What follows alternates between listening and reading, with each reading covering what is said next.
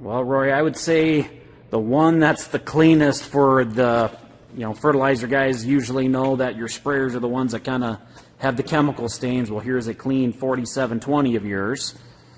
And this was kind of your guys' go-to sprayer, right? Yeah. Yeah, we had a small self-propelled before we traded for this.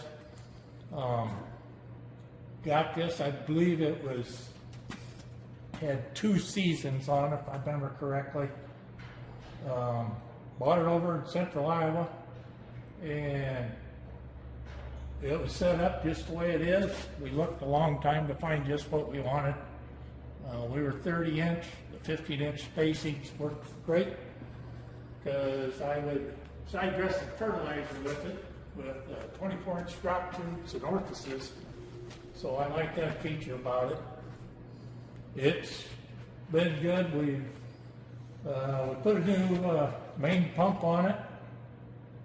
The shaft was starting to leak around the seal, and the guys in down said it's just about as cheap just to put a whole new pump on than it is to try and fix that seal.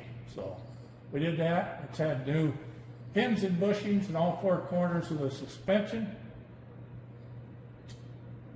Yeah, like I say, always cleaned up, washed up every night when I came in after spraying.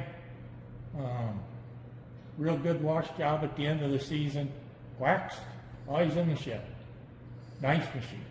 I'd say the only thing cleaner than the outside is the inside on this thing, guys, and the interior is in great shape.